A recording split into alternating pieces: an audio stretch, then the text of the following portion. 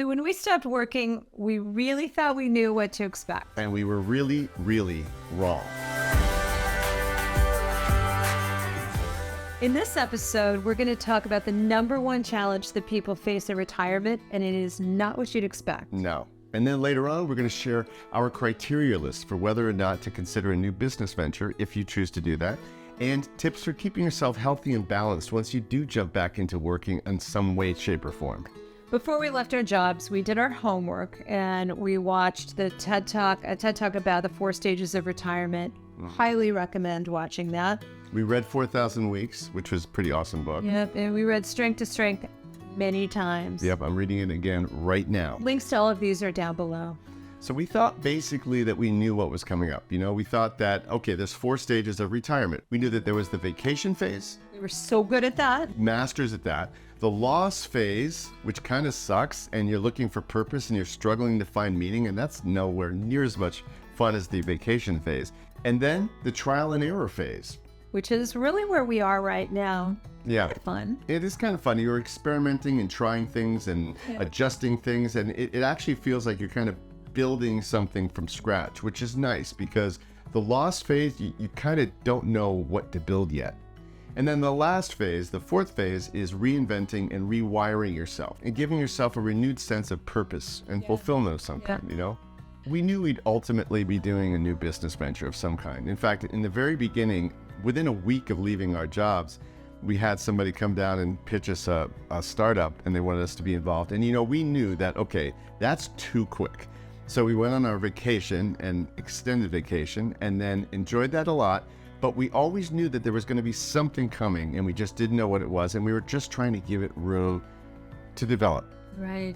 And our motivations are different, right? So it's not to feed our egos or our bank accounts now. And at this stage, we're kind of just reorienting, rewiring, and sort of redefining what success means to us. And it's really not about what anybody else thinks. It's about how we feel about it. So that phase where you're just kind of letting things be can create a lot of uncertainty about what's next. And that can make you call into question everything you thought you knew about yourself. It calls into question like the value you bring in the world, and whether what you just spent decades, in our case, doing was even worth it. Yeah. And also really questioning what you want to do next. Yeah, because you're not who you were anymore, and you're not who you're going to become. It's actually a lot like adolescence, minus the acne.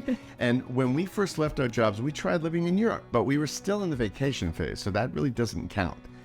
And we learned a couple of new languages, which was fun. We studied a lot of things that we were interested in. We really went down a lot of healthy rabbit holes of learning. And learning is a great thing to do during this phase because you don't know what you're going to do yet. And you have a lot more time to dedicate to it. We had no time to do anything before. So, yeah. But it is interesting that when we start doing that, we did fall into some old habits about almost making that a job. And so we had to keep catching ourselves. And that's something that you should be aware that you're going to create some old habits. Yeah. Definitely. But with everything that we were trying, we knew something was missing. In 1938, Harvard did a study on what makes us happy in life, and they tracked 700 people from all over the world. And as people started entering sort of midlife and retirement, they started asking people about what the biggest challenge was for them. And it was really surprising because the biggest challenge wasn't financial or even health. It was really being able to replace the social connections. Retirees don't miss working, they miss the people.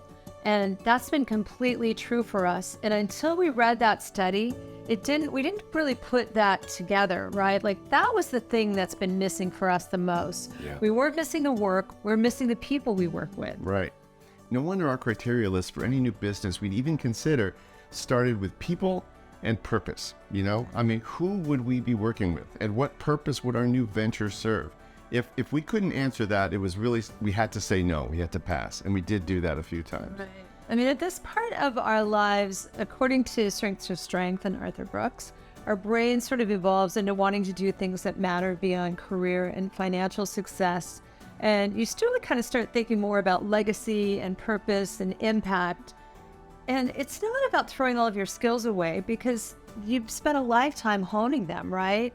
it's sort of about using them in a different way. Yeah, it's like a cleanse. You have to let everything go and then bring it back one piece at a time and see how it feels. And it's about reprioritizing those skills and what you used to do and reevaluating how you want to use that knowledge and that talent for the next stage, you know? And at this stage, if you're lucky, you get to decide what you really want to do versus what you have to do. Yeah. And one of the things that was really helpful for us, if you're not sure what your relevant strengths are, then maybe ask some friends and colleagues what they see as your superpowers, because they're going to be much more objective and almost certainly much kinder than you are to yourself. Certain friends, you know the ones to ask and you know the ones not to ask. It's just don't ask your family. Yeah, Don't ask them. Don't bother. Yeah, so now we're going to talk about how we are going to assess our options. This is a short list of the criteria that we're going to be using for this. Yeah, so does the work we're considering doing serve a purpose, or is it really just to make money? Yeah, and who are the people that we're going to be working with? Because you're going to be spending time with them, and you don't want to be spending time with people that are not plussing your life. And really, what will the next idea be? A virtuous career reset or just a reboot of what we did before? It's so easy to slip back into that. Yeah, I think evolution is key here. You want to evolve what you were to get to what you're going to be. It's really about evolving yourself. So one of the things we've had a lot of discussion around is, how do we make sure our day-to-day life has this living in a healthy and balanced way once we do jump back into something new? Yeah, and the only way to do that is really to kind of have a checklist that you make sure that you're staying on track, you know? So no matter what we end up doing, we have to define our work hours, because we know how that can get blurred. We all know that from COVID. It can become one big blob. So we have to know how to do that. We have to define our work hours, and we have to learn to say no to things, even if the idea sounds really good. If it requires more work than we're willing to dedicate, or if it's working with people we don't really want to be working with. I mean, we just did this. We met somebody that we really like. We're exploring potentially doing some business with them. And we sat down in our first meeting and got really clear about how much time we were willing to spend on any new venture.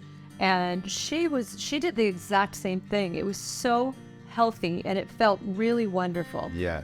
If we stick to it, we'll see. You know, we all knew that we had to put these boundaries up in order to have this next phase feel good working with this person. And we are going to be working with them, even though we realized the very first thing that we pitched was going to take too much time. And we have to prioritize our self-care, physical and mental. Setting really achievable goals and deadlines for yourself is important. You know, we all kind of run the risk of feeling like, okay, we have endless hours now during the day to get things done, and setting unrealistic expectations. I have definitely been doing that. Yeah. And you've got to be realistic about what you can accomplish in the course of a day, so you have some successes. Now, some people out there are probably more organized than we are, and maybe will have an easier time doing this. Almost anybody. But we know that. And because we know that, we catch ourselves doing it, you know?